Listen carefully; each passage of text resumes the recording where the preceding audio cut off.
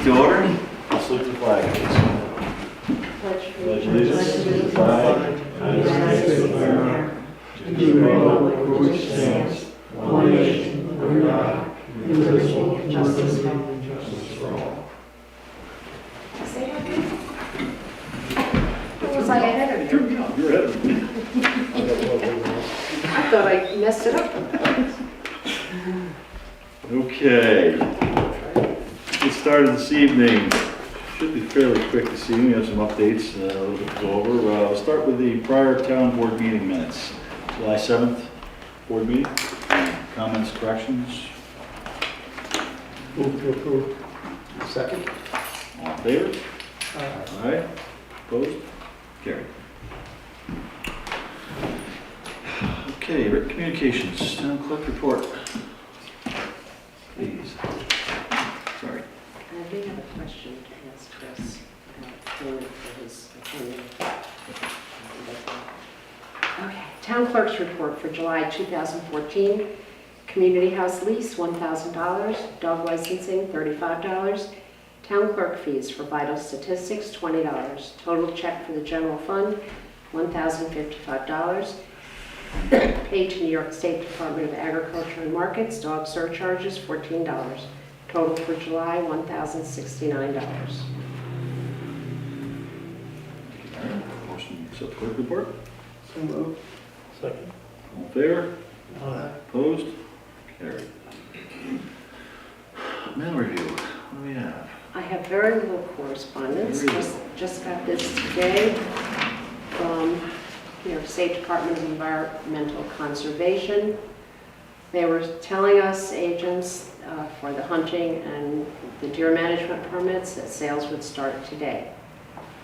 But they weren't really advertising it as of today. But urgent in regards to deer management permits. We are experiencing unexpected results with the deer management selection process, and therefore we are suspending deer management permit sales while we resolve the issue. All other items for the 2014-15 license year will be available for sale. We hope to have the DMP issue resolved shortly, and we will keep you apprised. That was this morning. I didn't get another email. Okay, so temporarily suspended. I am ready to process them, I think.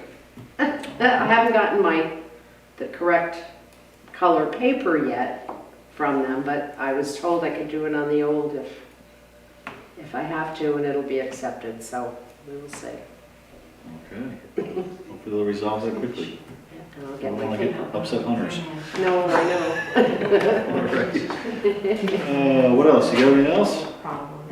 I do have just one thing I see, and we may have to change the abstract. Chris Nolan brought in his paperwork for attending the zoning summer school.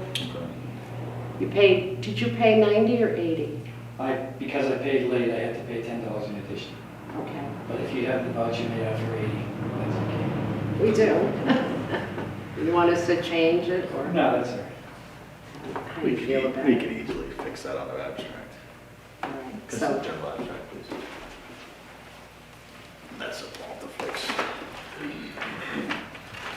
before we get to approving them, we might as well resolve it, I I guess. think that Luke may have had the same problem.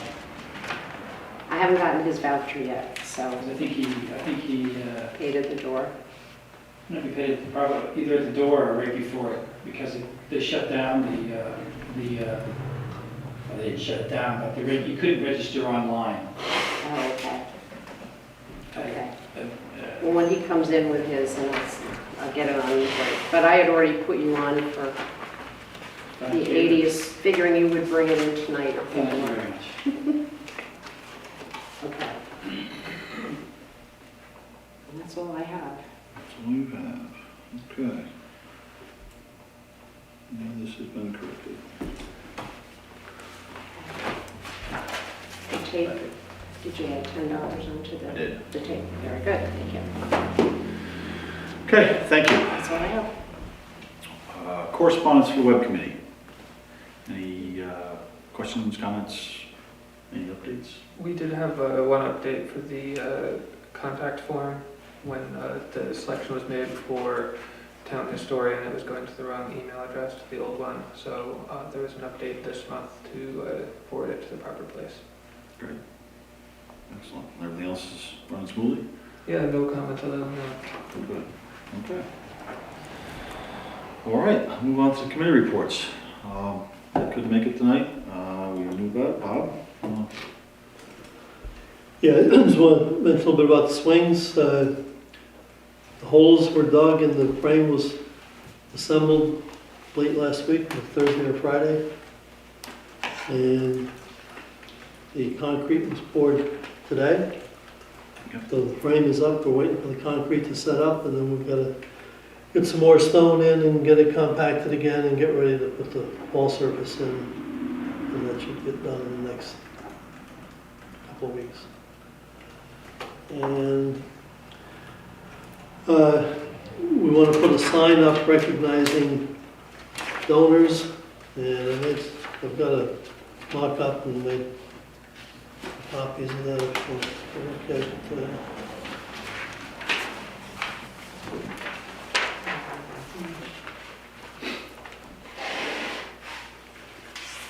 We'll have a green border and some green lettering. It's kind of modeled after one that Germantown has, that you can see at the school, that has red border and red lettering. This will be green since we have a lot of green trim on our buildings here. A little darker green than what I have on here. I've gotten some rough estimates. The sign installed in such a way that it can be removed, and if we had more names to add, we could take it out. And it's an aluminum sign and would have a vinyl sheet over the aluminum, and that can be changed. The initial cost is in the neighborhood of $800 for the sign. The changing of it to update with different names, or if it ever wears out, is about $100. And that's installed. I did stop at another sign company in I'm not sure, are they in Greenport, or is that still Hudson there, or Clavering? I know, it's on Route 23B, anyway. There's a sign shop out there, and he has a little different type of sign, and was suggesting if we put the poles in and we installed it and bolted it, it wouldn't be the same kind of removable in the same way and same servicing, and we could probably get away with in the neighborhood of $400, but with the amount of work that we've been having the highway guys do already, and with the type of sign, I think we'd be better off to go with the full price one. And I haven't made any, contract. I've talked to the two sign people, and actually in our guidelines, if it's under $1,000, it's left at the discretion of the buyer. I just want to pass that by the board, and if we're in agreement, we'll try to get that underway. Yeah, I would say we should probably try to get more of a formal bid from them as far as what it would cost, because pretty much I think that's pretty much what we would want on the sign at this point. And see if we can get a firmed up number and consider that. Sure. Yeah. All right. Does the sign encompass a particular size? Whereas if we were to make updates to it, would those updates fit? Yeah, you can make it for about the same price. You can make it most any size up to 4x8. So the aluminum comes in a 4x8 sheet, and if they cut it small, the one in Germantown is 24x60, which is 2 feet by 5 feet. Right. And once they cut that out of the aluminum, then the rest of it is pretty much scrap. I mean, they may use it for some smaller signs or something, but Right. you're basically paying for the whole thing. Okay. And you make it big enough so there'll be a little bit of an expansion, so that then the vinyl that goes over it would just go over the same size. Okay. The other thing that I've got to set before the board was talking with Jimmy Potts. He's got some of his equipment that stays outside. There's tires and things that get affected by UV raised. He's also got his spare truck that stays out. And he was talking about liking to have another building similar to what we had for the salt shed. And he also looked in, after I talked to him about it, and found a company in Pennsylvania that will put up a steel building, 30 by 50, with dirt floor for about $21,000, which is a little more than the salt shed type building would be, but not, extravagant. We'd like to take a look at some local contractors and see what kind of price we'd get locally, and consider putting that in the budget for next year. We can use some of the Con Ed money. We've got close to $70,000 left there, I think, right? And that's what that money was given for infrastructure and playground and recreation stuff. So we could use some of that and put some money from our regular budget. And again, we need to get some more bids and figure out exactly what we want, but it should be in that range of 20,000, maybe a little more. And if we decide to put in a cement floor instead of the dirt floor, then it would be more, maybe save that and do it later. Yeah, I was gonna say, that's always something we could add later. And at this point in the conversation we had, first of all, I thought it was a storage shed from what I talked to Jimmy about, but this is a little bigger than a shed, so I said that this would probably certainly have to wait till next year when we had, adequate time to budget properly for it. But he said that, for what he needs it for, a dirt floor is fine. He wants to put all the extra equipment and stuff, stuff that really doesn't have to be on a concrete floor, but again, it could be added if we needed to. So, I think it's a good idea. We have a lot of equipment, a lot of money sitting out there, and it kind of looks, if you walk behind that shed, it doesn't look the best. I mean, it's got a lot of pipes and tubes and everything out there, which I think, it would look a lot nicer and neater in a building out of sight. So, and save us overall in maintenance and money as well, as far as painting and maintaining the equipment. So, I don't have a problem looking at this at budget time and getting some more numbers and seeing about looking, how we can fit it back there. If it's, what size actually is going to be the right size. But this is just a ballpark idea that was brought up, and I think we should certainly entertain it for budget time for next year. Yeah. We'll look into it a little farther. So, okay. Yeah, that's it. Yes. Okay, good, Bob, thank you. Evan, you have anything to add? Nothing more. Okay. Chris? You want to talk about the flagpole? Sure, absolutely. I looked into actually a few different websites looking for a solar light for the flagpole at the park. I came up with two of them, and I'm going to look at these a little closer to see what their ratings are as far as if they can take any kind of impact by a ball or something like that, since it is in the ball field, in the outfield. But one of them is $145, and it's listed at 120 lumens as far as lighting, and the other is $285, and that's 380 lumens. So I'd like to look at this a little closer to see what the proper lumens to illuminate the flag would be, whether we're overdoing it or not doing enough, and also find out what the, like I said, as far as an impact, construction, warranties, things like that. Okay. All right, good. Well, I appreciate you looking into that. We talked about last month, and I'm glad you got a hold of some information on it, because I think we should do. Certainly, and I appreciate you doing that, and take a look, and then maybe next month come back with a recommendation. Right. And if I have to give them a call and get some more personal information that's not available on the website, then I'll do that, and I'll come back with that. Yeah. Just personally, I would feel that, just some kind of light would be fine. I mean, I don't think we need it to be lit completely up, so I mean, Right. take a look and see what you find out, but I don't think we need to overdo it. Right. But certainly a light, and some kind of light should be on there, so. Yep. Okay. Okay. Good. Thank you. Okay, move on to old business. I just want to update everybody on a few things.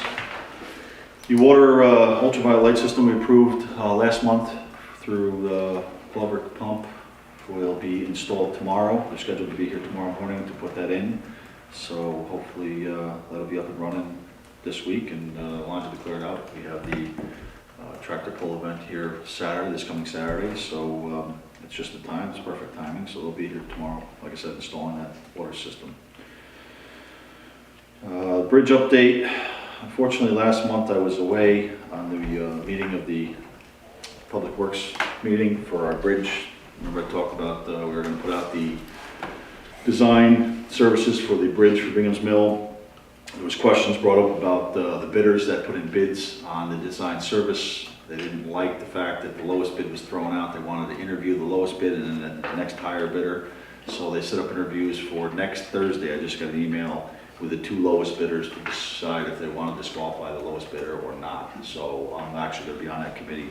We are meeting. I thought this was going to be done and taken care of this past month, which I was told it would be, but as government works, it didn't happen, and we'll be interviewing the 2 lowest bidders. It's still on track. Hopefully the following meeting will be the end of this, or should be the end of this month, and it will approve one of the 2 bidders. So it'll go out to design service.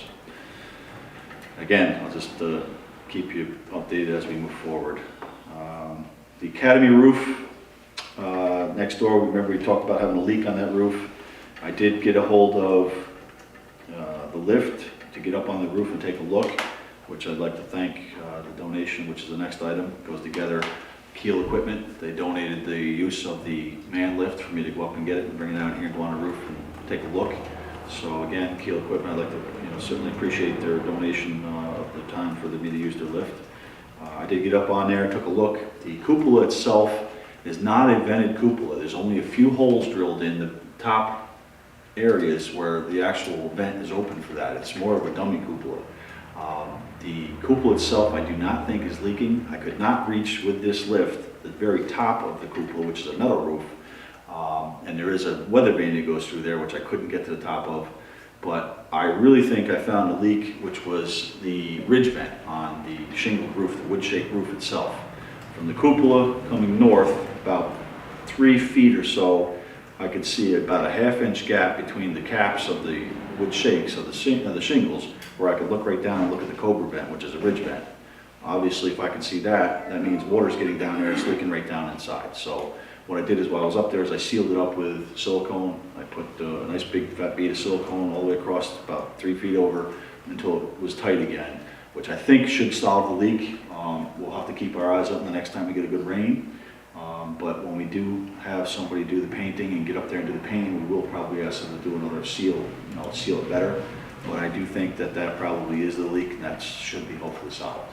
So that should buy us the time to, certainly not to worry about a leak anymore. So again, Keels, thank you very much for the donation, and we certainly hopefully took care of that leak for now. New business, I had a couple things on here, just didn't update the park swing project. There's really nothing new. Bob updated on that. The swings are going in. The actual swing set is set up now. It's braced off and was poured. We poured it this morning.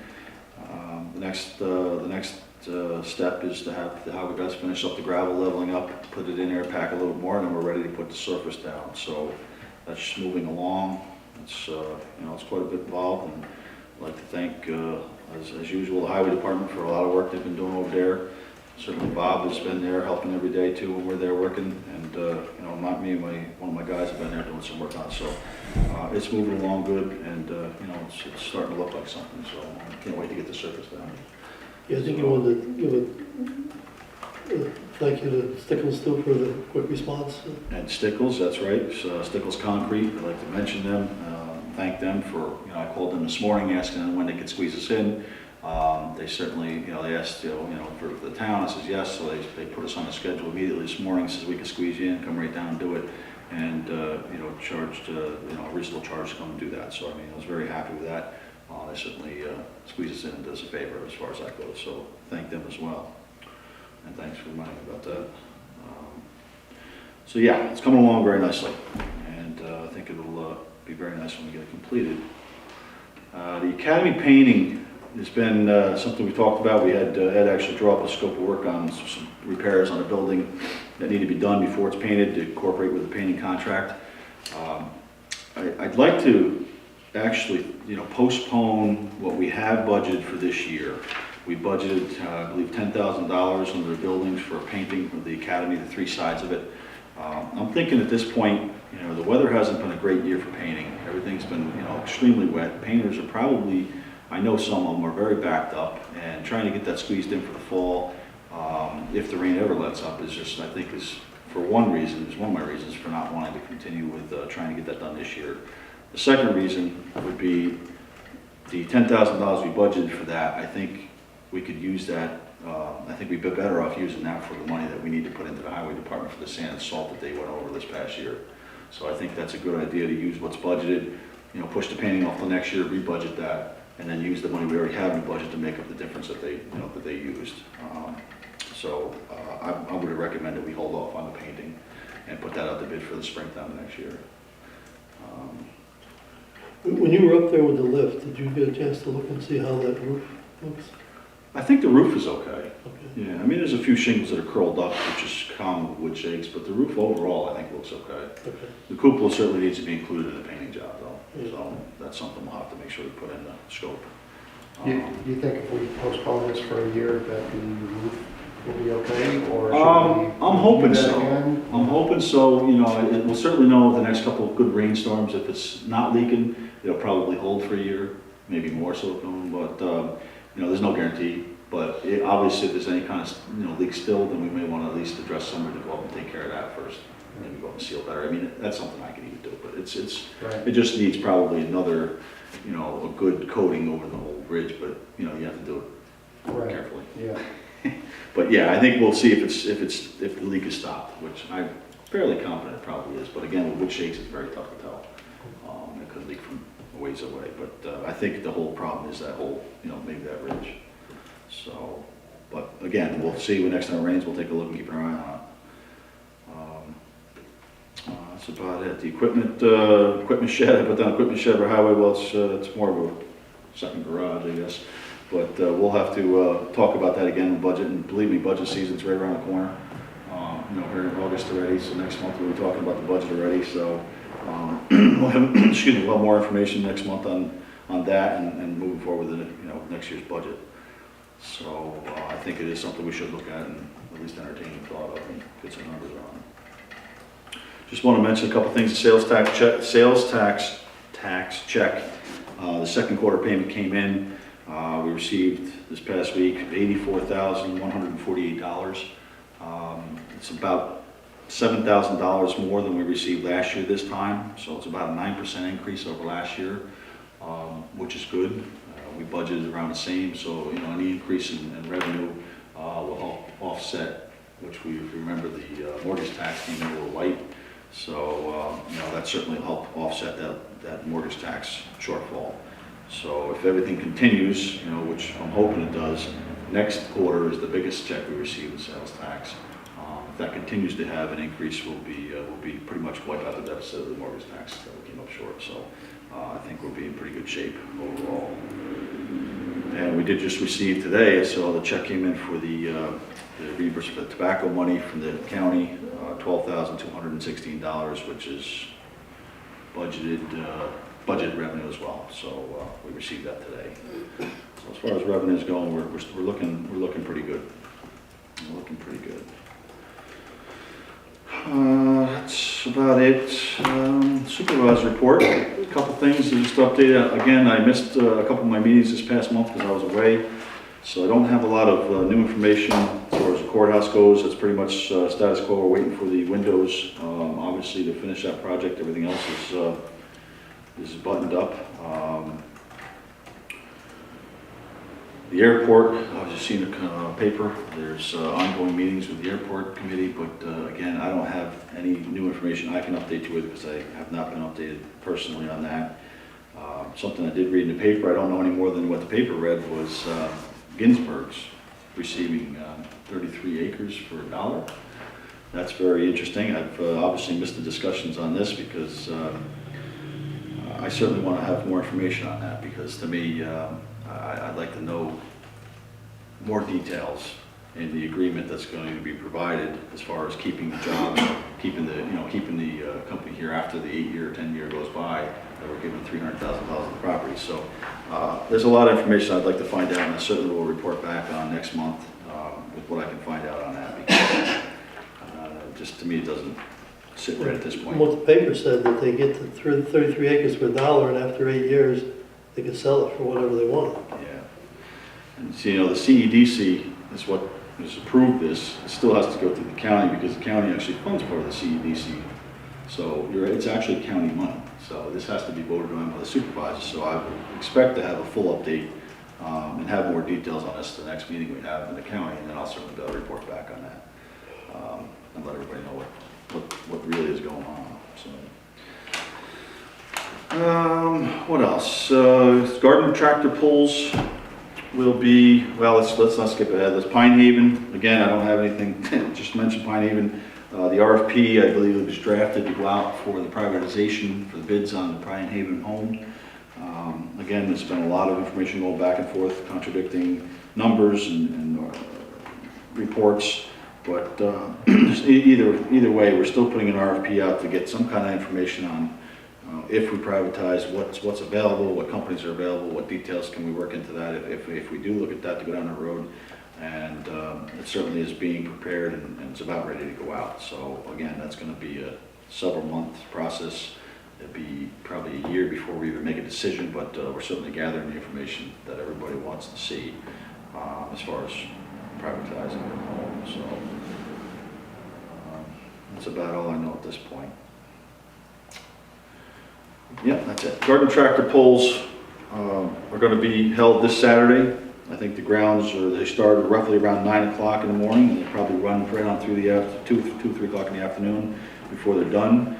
We did receive a letter, which I gave everybody a copy of, from the chairman of the Village Green Committee, explaining the process of this year and the difficulties of trying to get this the barbecue organized and together.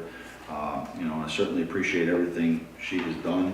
She's done a fantastic job, and she continues to do a fantastic job. But just with the difficulties she's faced with the trying to get help and the cost of everything, and just the organization of this was very difficult this year, and that's why it's postponed. So we certainly appreciate everything she's done. But we are having the garden tractor pulls again this Saturday, starting around 9 a.m. till about 2 p.m. And I know they will have.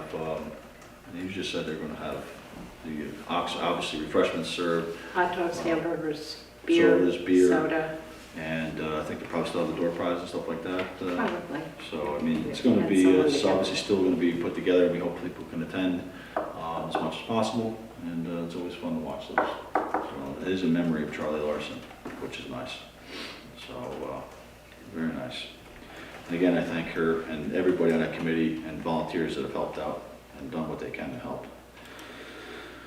Highway Department again, for anything they help us with setting that up, the playground. I can't thank them enough. Obviously, they certainly do above and beyond what they're supposed to do, and we certainly appreciate it. I do, and I'm sure everybody else does.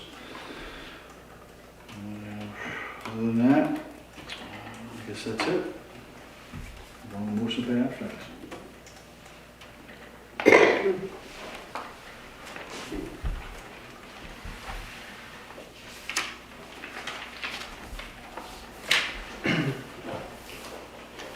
I move we pay general abstract number 8, claims 206 through 233, in a total of $5,600.13. In a second. All in favor? Aye. Opposed? Carried.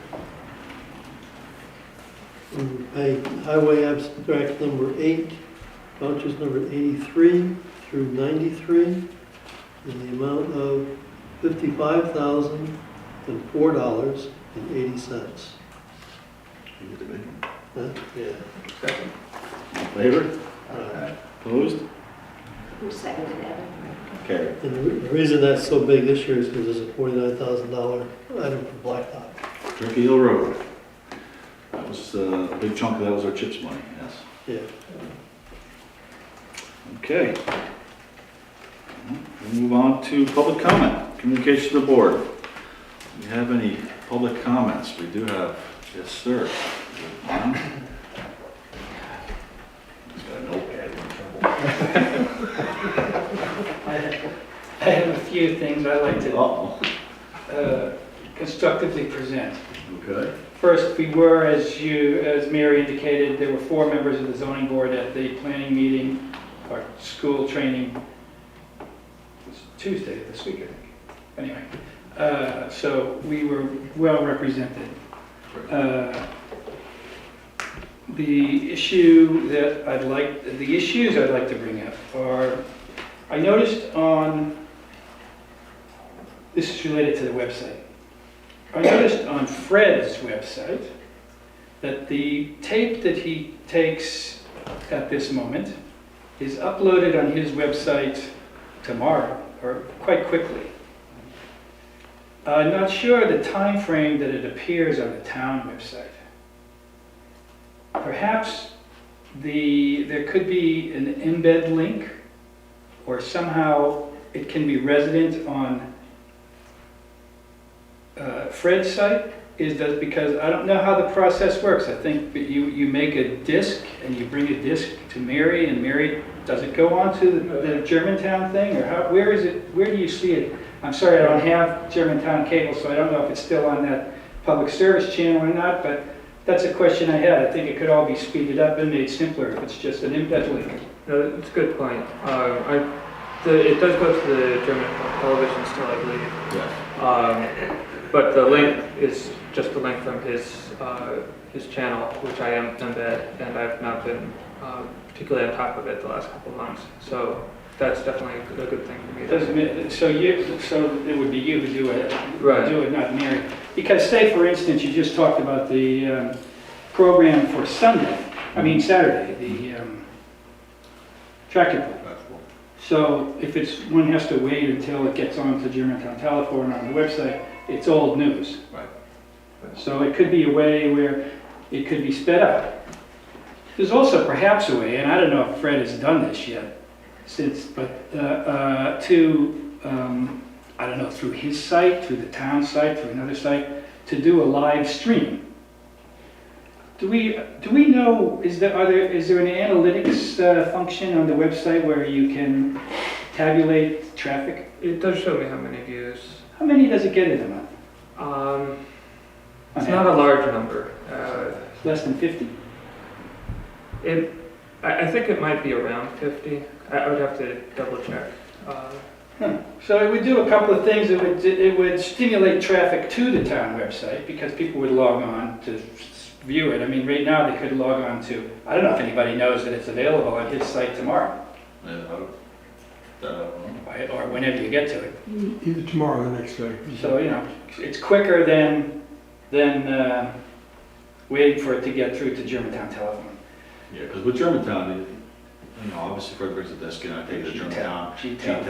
They process, put it on there. It does take, by the end of the week maybe, but, sometimes it takes, 4, 5, 6 days before it even shows up on there. It's past the weekend, obviously. So I don't know how many people actually watch it on Quite a few watch it on the community television? channel. Yeah. That have it, certainly, but there is quite a few people that do watch that. When is it even on anymore? They usually run it at 7 o'clock at night, I believe is the time, and it depends on when we get the tape. We give it to them by the weekend. Sometimes they can get it on by the weekend, sometimes it's the following week, and they usually run for like a 1 week period. Could they just do it from his download link? That I don't know. I'd have to check. Because it's an embed link. It's a digital broadcast. I think they have to set it up on, again, I don't know what equipment they're using now. Yeah. But they used to have to set it up on a timer to go on with their equipment to run. That's certainly something I could look into. Okay. Yeah. That was just something I noticed because I was looking around and I wondered how much traffic it actually got, because even not to say anything bad about Fred's channel, but it seemed it didn't have like a huge number of hits. So Maybe it will now. So there's another thing that I noticed, and it seems to be there's a blight on some species of evergreen. It's not hemlock, maybe it used to be hemlock, I don't know. But if you drive around town, you'll see several of the trees are dying or are affected. I happened to go down Pleasant Vale Road today and I noticed a few are there. And they're also close to the road. So presumably at some point, they don't fall down so much, but you never know. But maybe could there be an informational kind of section on the website, or somehow could it be explained to people that I don't think we need a professional arborist, but there could be somebody, there probably are people within the town who know enough about trees. Pete Cicchetti or somebody, it's like, what's going on with these trees? Mm-hmm. And should they or should they not be removed? And, technical matters really related to an arborist's function. Mm-hmm. Because it's interesting, there are a number of trees around, and I see them driving, I drive a lot, so you see them happening around this area pretty extensively. I don't know, do you know what they are? I've heard from one of my customers that said that they had somebody come in and spray them. It's some kind of fungus that's taking a toll on the evergreens. Is that what it is? That's supposedly what it is. You're supposed to, a couple, 3 treatments of spraying, and I think they've put some kind of fertilizer on it, but it's some kind of fungus they think is doing it. So again, that's unconfirmed. Has it been effective, the treatment that... I haven't seen it. It hasn't been in place long enough for me to tell you that. They only started last month, so I don't know. So this is a broader topic of there are some environmental issues that are common to everybody, mm-hmm. that it might be interesting addition to the website or to some other information source related to the town or even the county. Mm-hmm. These things are going on. County-wide especially, It's a county-wide problem. Right. It's big in Dutchess. Yeah.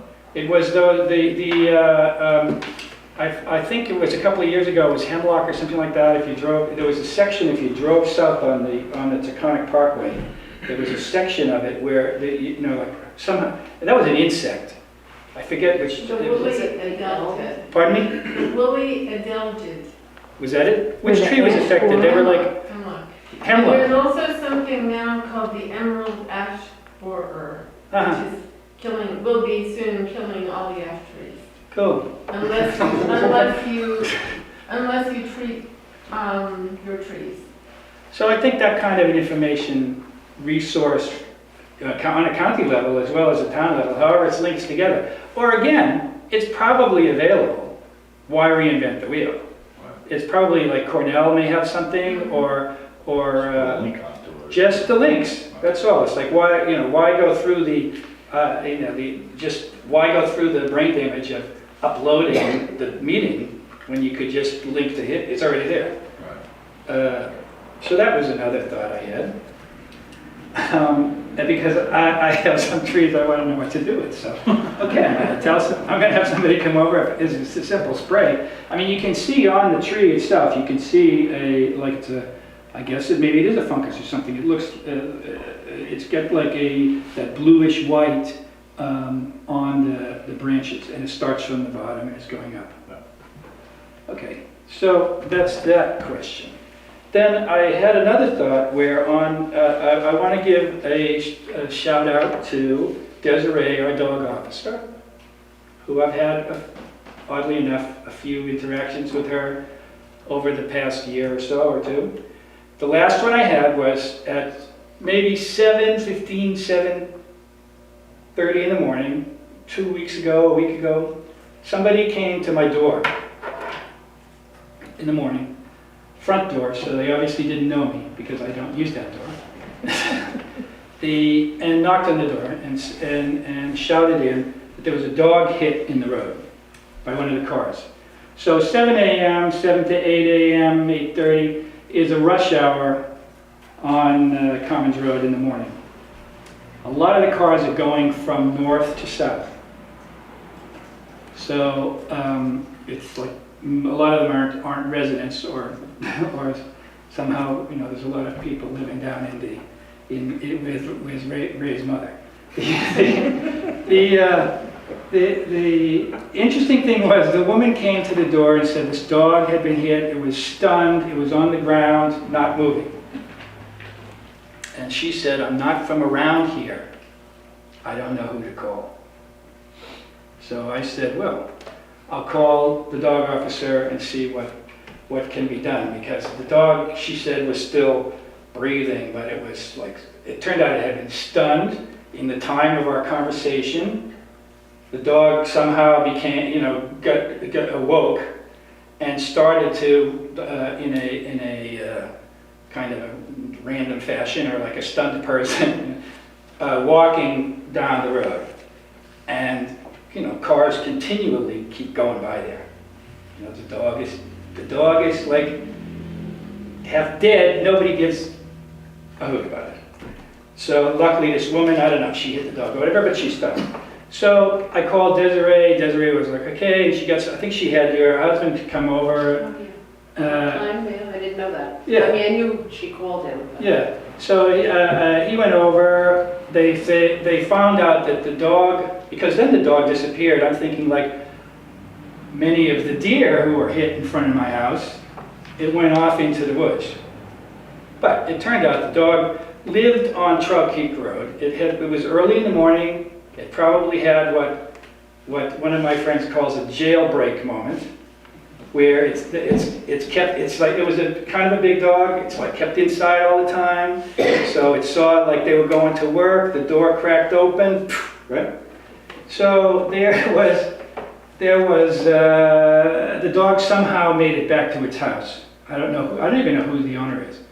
But the thing that I just wanted to mention is that the bridge out in Elizaville creates, again, a traffic pattern of people going down Commons Road to get across. And people go really fast. And as the modern world has evolved, they really don't care who's in the road.